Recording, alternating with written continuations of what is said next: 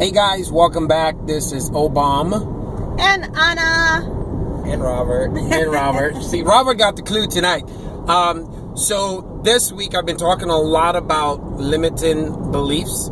And I want to continue that a little more today. Just really share a little bit of an example on limiting beliefs and how they actually held us back for a while. See, as we mentioned with basically the self-fulfilling prophecies, which are the things we tell ourselves and we believe them. And why that is because your brain is the most powerful computer. Remember about 2 months ago, we talked about that and talked about those 60,000 thoughts a day that go through your mind, and most of them are negative, and you just have to confirm them or rebuke them.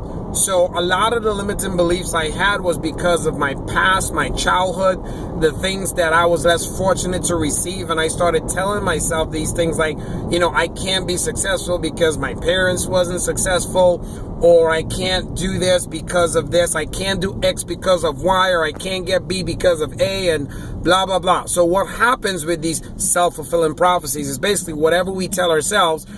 The thing is, if you believe it, you start to act in accordance to it, and then your brain says, well, duh, of course I'm gonna do what I think because I'm the smartest guy on the planet for me, and it starts to act in accordance to what you're actually doing.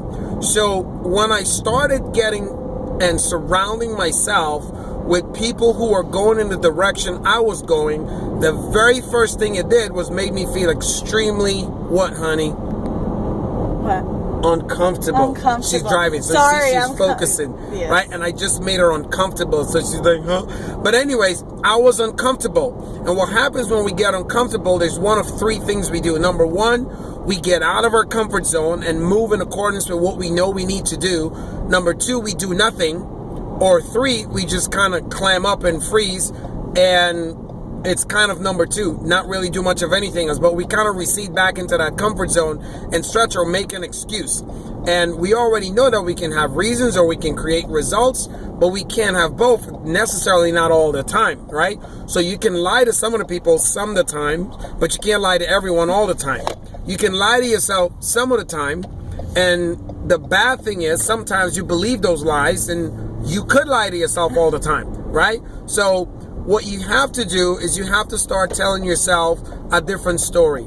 And limiting beliefs are just that. They're beliefs that limit us. They're the things that tell us, it's like, it use words like most, always, never.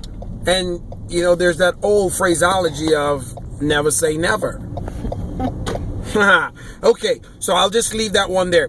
But here's the number one key I want you to get out of this very short video tonight is this. If you want to change, just know that whatever you're doing currently, the reason the change has not yet occurred is because you weren't willing to step out of your comfort zone. And tonight, this video is to be just a little bit in your face, because one of the things I was doing for a very long time was remaining in my comfort zone. It was like a dog sitting on a nail. And what I know is when the nail hurts the dog enough, the dog will get off the nail. I was homeless and broke, living in my car for 5 years. Well, 5 years was enough. The other reason why we got out of that is I started realizing, I eventually wanted to get married. And the only thing I had to leave to my wife and possible kids was a car. That's true. And we want how many kids? 7. 8. But hey. That's still in negotiations, right? So it's a 7-passenger car at the time, so there would have been 9 of us if we even had 7. So I obviously had to upgrade. So that was my reason to doing it. And the last point I want to share is this: when your reasons are way bigger than your excuses, something's gonna shift. And what's gonna happen is there's gonna be an imbalance, an unbalance, whatever you want to call it. There's not the perfect circle we have in the little world that we have is gonna start going this way. And what you're gonna have to do is either go that way, stay in the middle and do nothing, or continue going that way. And I was tired of going that way, and this pretty little young lady over here was basically demanding me go that way. And you know the phraseology where they say, happy wife, happy life. Yeah, tired O-bomb. That's what that means.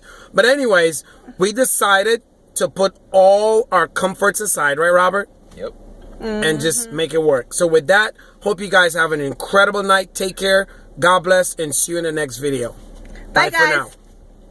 Oh, I forgot.